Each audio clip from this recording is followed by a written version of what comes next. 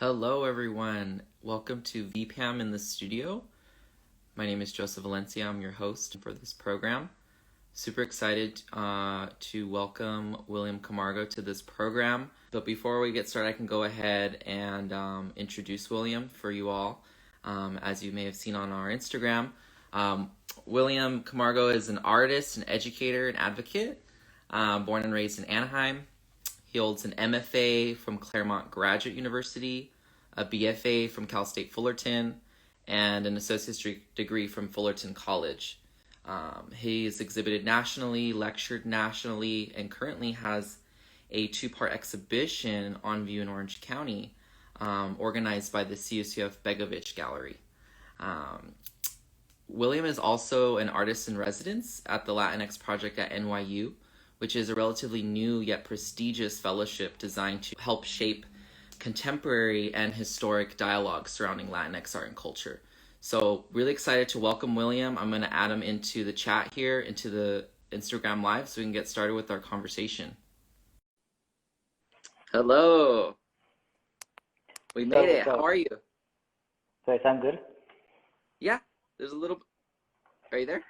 Yeah. Hey, thank you for joining and speaking. I know, like right now, it's kind of a hectic, chaotic moment, especially with the election. But I really think these conversations are important, and to share them with different folks and get it out there. And I think our conversation will resonate with our followers too. So just really quickly, so we know each other. We actually went to the same undergrad together. Both born and raised in Mexican communities in Orange County.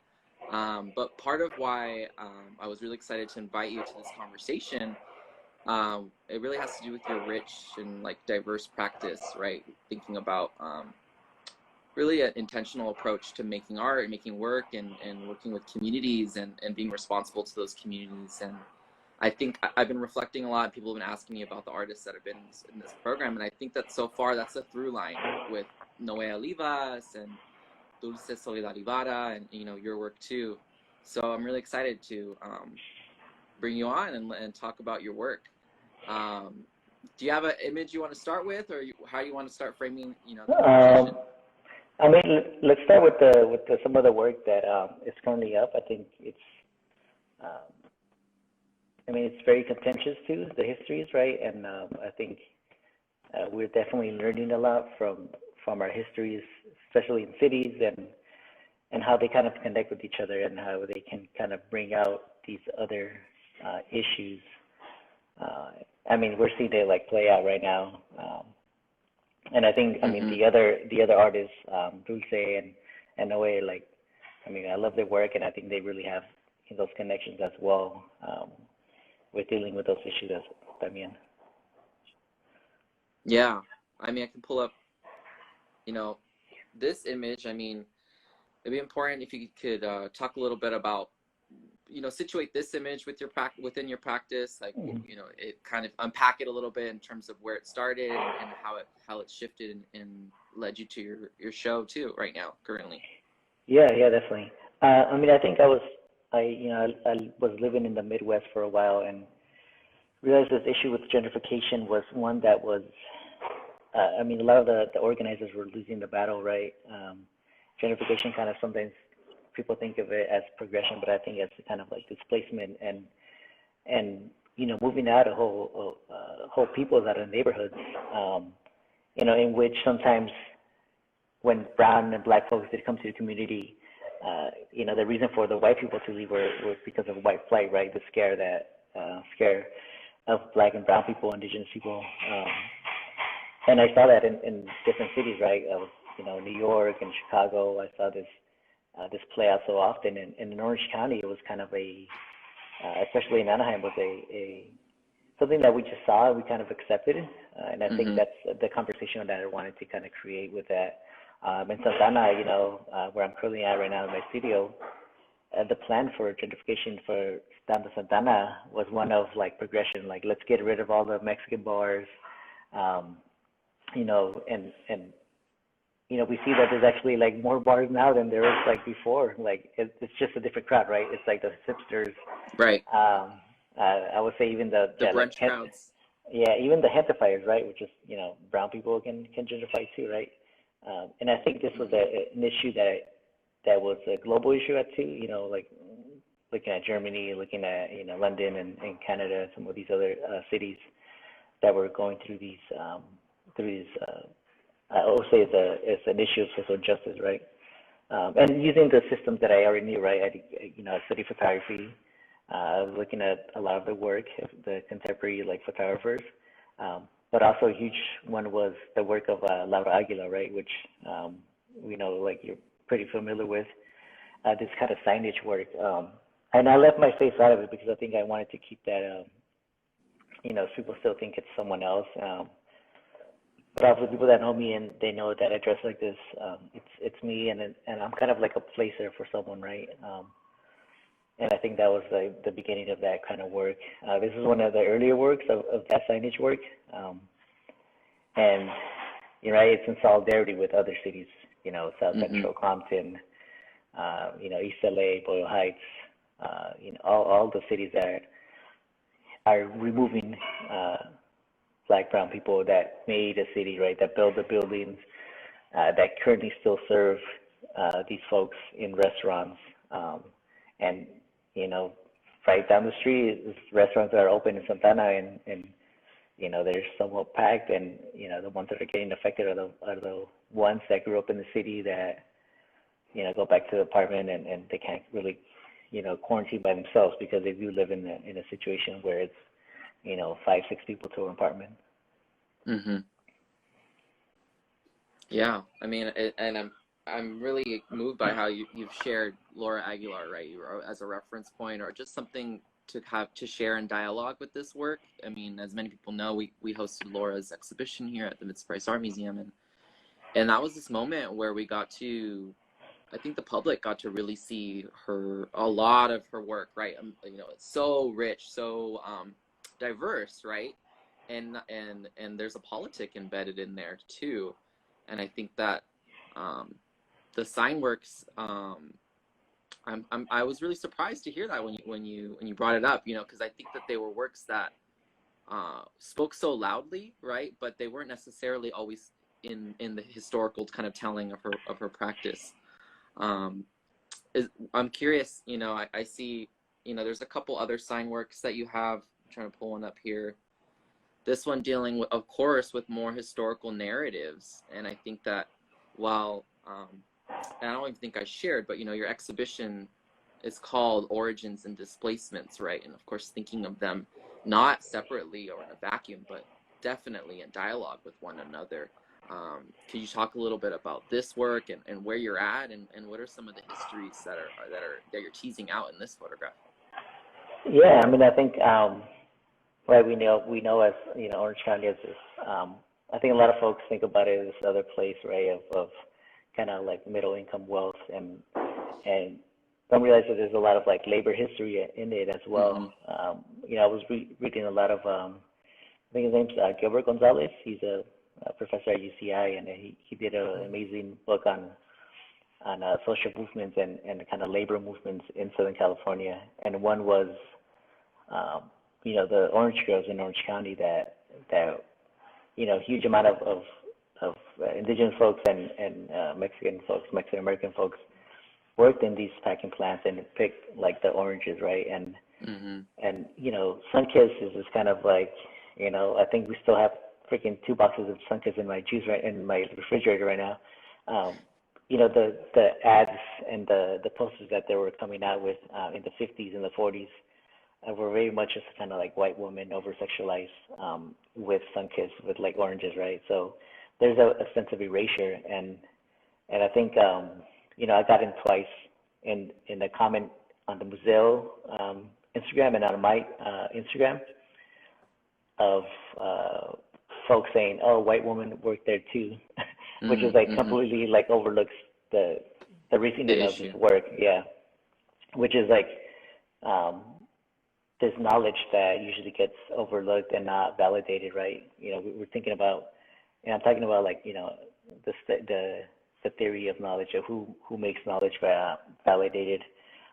especially in academia, it comes to only mostly white males. So, we know folks, white folks work there. Like, that's not what the issue is just erasure of the brown mujeres that were packing the oranges and usually left out of the images.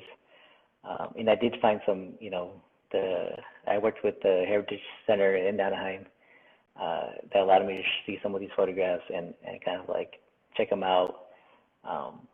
And just the erasure of like women of color in general in our country. And I think that's some of the histories that I'm like looking at, right? And they all kind of like have this connection with happenings that occur today. I don't know if there was the one that you show about the KKK, but the historic part about this is the museo is kind of diagonally across from the packing house, and the packing house is now a spot that has kind of like it's a gentrified spot, like it's like a mixed use commercial space, eateries and shops and stuff. Definitely is. So my work, I sometimes don't think about it, but then I was like, that first image definitely connects to this work.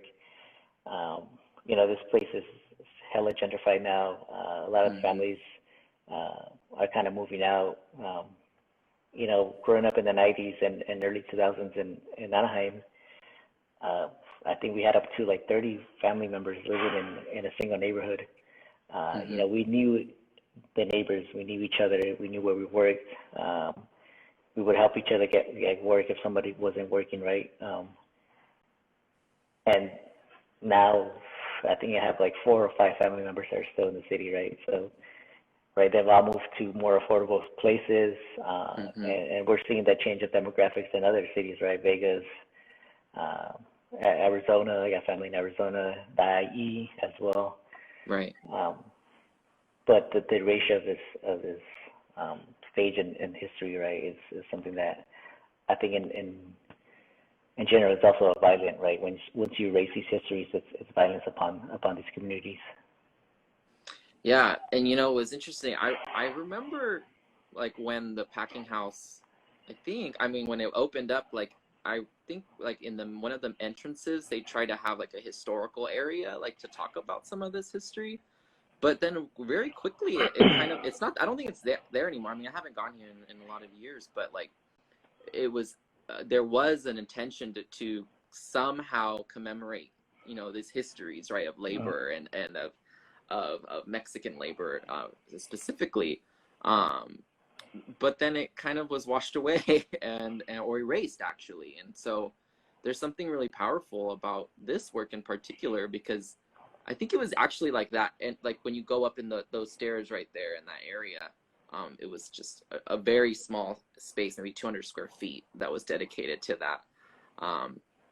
And you mentioned how Museo, which is the Museum and Cultural Center basically across the street in Anaheim, is presenting partner of this work, and I wanted to show you our followers or folks here and one image of what that looks like. This is a 2-part exhibition that's presented right now during the pandemic, and when most museums and cultural organizations are closed. So I'm wondering if you could talk a little bit about that process, but also what does it mean to have your work so visible from like car traffic, foot traffic in your own city? Yeah. I'm surprised it hasn't been kind of like destroyed. It's pretty high up there, so I think it's hard to, get someone to climb it up and tag it or do anything with it, because there's still, this pushback of the history, but it's documented, right? It's written. Sometimes it's recorded through oral, like oral history. So there's that kind of chances, like that some folks kind of see it as a fallacy, right? That this happened, or it happened so long ago. Why does it matter now? But we're still, we're still kind of fighting with all those like forces that are white supremacist, ideas. And I think, especially now when we're looking at museums in a different way, you know, Change a Museum, which is a great Instagram account, has been calling out all these museums, and you know, to no surprise, like I'll be honest, I never stepped in a museum growing up, and it wasn't far away from where I grew up. I just didn't see myself represented in there. I didn't really, wasn't really kind of involved in art. You know, one of the first times I did go to a museum was, I think I was like 19 or 20, or maybe my senior year in high school, and that was like the Bowers Museum, which, you know, we mentioned has some issues that Change the Museum put on their Instagram. Right. So, you know, my work is very much in cooperation with the community, with folks in the community. And I think when we go inside the museum, it kind of breaks that idea for me, at least. So I think it was a great approach of doing this. You know, this was supposed to be my thesis show. And it got split up into these two spaces, but dealing with the history in those two areas, and I think, I mean, I still get folks, you know, commenting on it, you know, kind of really proud of that they're able to see this work in Anaheim, which is, you know, 54% Latinx now, and those conversations that have started with that. But, you know, of course, that's only one part of the work that I'm doing, right? There's a lot of stuff that's happening afterwards. You know, the art is one, the dialogue is the other, and probably 85% of it is action. Yeah. You want to talk a little bit about some of that? And is there any image that I could maybe pull up, or? I don't know if I include it, but, you know, yeah.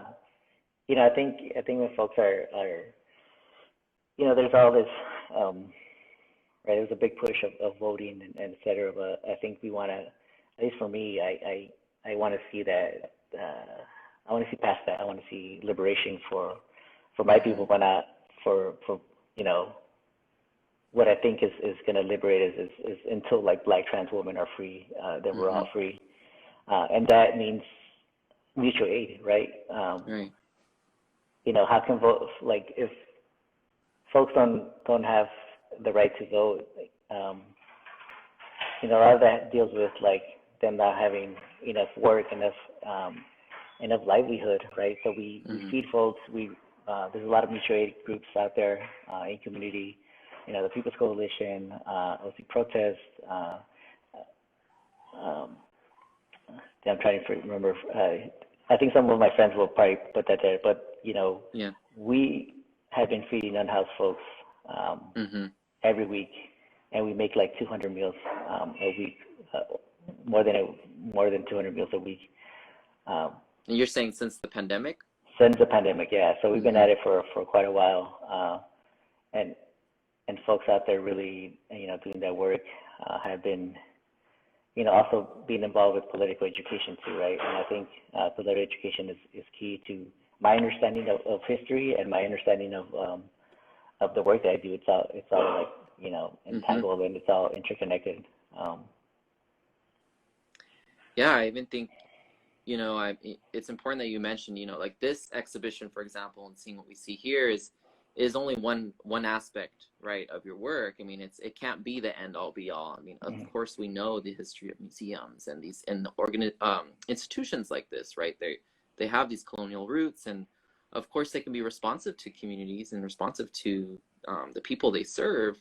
But you know that it can't be the only solution, right? And I think that aside from being an artist, you know, you're an educator too, and part of even your work, there's this thread that is pedagogical and that is culturally responsive. And I think that there's something special about seeing, you know, your work in the public sphere, especially. You can't really, I mean, I guess you can get a sense, a little bit of scale in this image. I mean, this is a building, it's an exterior building. These are huge. But just alone, I mean, just the packing house like image alone, and what you can unpack from that image, the histories you can unpack. I mean, that is empowering. And I think that hopefully that is just one part of, you know, shifting the public sphere, shifting, you know, our own kind of sense of place and our own sense of power too. Yeah, exactly. And I think, I mean, in the history of photography, that's like a big thing that, hopefully out there who wants to give me an adjunct job, because I'm still looking for some. Maybe after the pandemic's over, because I don't know if I like want to do it over Zoom yet. Um, Next academic year. yeah, there we go. Right. I think a lot of that is interconnected too, right? Like, in this recent kind of fight I had with a canonical figure, Mm-hmm. um, a lot of the history is missing because I think we also don't invest in folks of color teaching in these institutions as well, right? But I think we have to dismantle all that, and we have to kind of start Mm-hmm. from the beginning. We talk about the canon. Joseph and I, we've had conversations about this. It's not. I think it's we gotta be like looking past representation as well, right? Like some of our folks have been leaders in Mm-hmm. movements and leaders in contemporary like art ideas, and I think we don't see that, right? And I think that's why the kind of late revival of Laura Aguilar's work is something that she wasn't able to see, right? She Yeah. wasn't able to fully see the impact that she made in my work, and even the younger students that I teach and that I look at, I show them this work, and they're really kind of sometimes brought to tears because they won't see Yeah. this in some of that work, right? I see John DeVoe's work. I saw his work probably twice every semester. Yeah. And if you're in the quarter system, you probably saw him even more. And when that work came up, I was, it was just uncanny for me to see his work right next to the images that we were seeing in the news with Ahmaud Arbery, with all the shootings that were happening, right? Like, how uncanny are those two images seen, and how can he? I mean, this work he was making in the '90s when, after the LA riots were happening. So, I don't think there was Right. I think, obviously that didn't end up well, that little fight, but I think, that work was inspired from that, and I took it in context because I am a brown dude, like, in these neighborhoods. And I think that that led to a lot of this kind of thinking of how should we go on from here, look at the history of art, and how it also kind of it is a set of colonial way of navigating the world. Like, when I'm thinking of Ansel Adams, I'm like, and I was never told, oh yeah, this is like stolen land, right? Like, manifest Mm-hmm. destinies, right? So, I'm not telling folks to like stop teaching it, but we have to kind of be upfront about it, right? This is, this work is done on native land. We're on native land now, and they're still here. There's Black people in the future. There's so I think that those are all interconnected, and these histories, even though they were like 100 years ago, 50 years ago, they still matter because the only way we kind of learn from these is to kind of not repeat them and not shun away from them, right? There's been this Right. kind of focus of like, folks go like 9/11, never forget, like, and they're telling us to forget about these like atrocities that were like Mm-hmm. that our ancestors went through, right? So like, I mean, like Mario was saying, right? We definitely, Mario brought us like a Mm-hmm. dope-ass artist here who, this dude be teaching like fourth wave like feminism, stuff that's happening, and like, teaching that in like at UCLA or like these institutions, right? How am I like, I'm gonna be like, when I teach, right? Like, I'm gonna be teaching like, it's like shout out to like this other talk that I have with Paul Sapuya, Mm-hmm. Including like their work in my slideshows, and including Right. the work that Lara does, and all my other friends that I admire. Like, I think that should be included in that work, even though they don't sometimes get that recognition by institutional levels, right? Mm-hmm. Yeah, and just in case anyone hasn't seen it, Mario Vada Jr. is here and commented, we need diverse curriculum. And something that, you and I, like you said, we always talk about, how do we think about and subvert, you know, the way the history is told, the history of art, history of photography, but also how can we teach, you know, just the fundamentals of art and ways of looking and appreciating through different objects, through different artists, through different you know, perspectives. And you know, you invited me to write a small essay for your show, and it was super special to think and reflect about, you know, how can we change or recast the telling of history, history of art. And I know that that's something that you're doing, like you said, in your, whenever you're teaching or doing programming or arts education,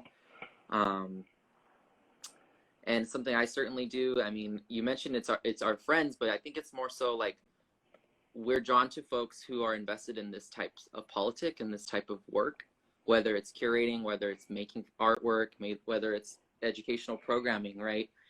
And you know, using those networks to amplify it, and also to kind of assert that and share that through the various platforms, whether it's the classroom or the museum or an Instagram Live, you know.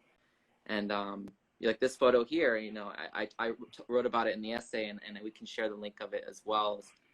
How can we teach portraiture, group portraiture? How can we teach like engaging with folks through this image, right? It's so rich, right? There's so many different ways that you can teach and unpack these little nuggets of learning. And so I think that that's something that's been really fruitful, to look at your work and see different ways that you're doing that, that I've seen you do it. And it's really special to have that presented alongside of the sign works, right? Because it is this continuum, and in this show, both in Anaheim and Santa Ana or Santana, there's this responsivity and also kind of just connection, right, to place, which I think is super important, and it actually amplifies the work even more. Yeah.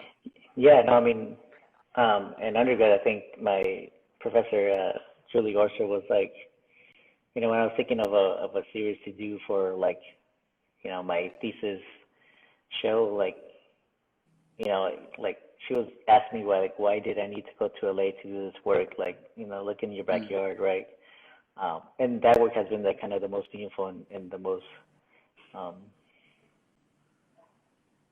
wouldn't say like I'm happy with all of it, but I think it does do the work that I wanted to, that is this kind of retelling of that history, and to include us, right? I think, you know, a lot of that had to do with the discovery of me looking at reading and taking my time, and you know, sadly, like, you know, sometimes took longer to look for this stuff and find it, because I did not know, like, I didn't learn it like in, you know, in high school and in public school, and I think that, you know, we, just in general, like, I just do shout out, like, people should read more Black feminists, like, because I think that has to do a lot with, like, you know, especially like the work of Patricia Hill Collins, which is like, you know, she fought the institution to be like, her theoretical work is valid, because she did it, not because some white dude told her to, you know, to say it was actually you know, a very study, right? Right. And these histories are there, right? Just sometimes they're harder to find. They're, you know, just through word of mouth sometimes, and I think that sometimes those, I think, that for me are the most strongest stories of these histories of, you know, the signage work, and you know, if folks are not getting upset about it, like, you know, I've gotten a few like comments and emails about, you know, just folks, mostly white folks, being pissed off about it, but, you know, that's not my issue. But well, I don't know where our time went. Yeah, that was quick. We already hit time. I know we talk about these things a lot, and I think there's so many different directions you can go. something that I think is exciting to have this talk is that your show is still up. It's going to be up through the end of the year, right? December 31st, in those 2 locations. And I don't want to get in trouble for not promoting it, so I looked it up right here. You have different programs, right? A virtual performance on November 7th from 4 to 4:30. That's on Begovic Gallery's Instagram. And then you said you have a talk, right, with Paul Sequoia? Yeah, That December is 5th. December 5th, yeah.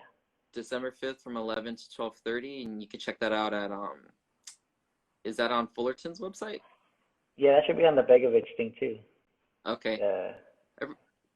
Yeah, so Fullerton.edu, you can check it out, or look up William Camargo Origins and Displacements and check out the show and the programming that's going to come out of that. And we'll be sure to tag your accounts here so people can follow you, keep an eye on you. And thanks so much. Thanks so much for being part of this. And I want to say, just thank you. Yeah. Thanks to everyone, to all the homies that yeah, came thank through, you all for being here and commenting and being engaged too. I mean, it means a lot too. Yeah, I'll be like a cumbia and do all the shout outs at the end. Yeah. All right, y'all. Well, take care, everyone. All right, we'll be in touch soon, and everyone hang in there through the weekend, and have a good night. All right. Bye-bye. Good night, everyone.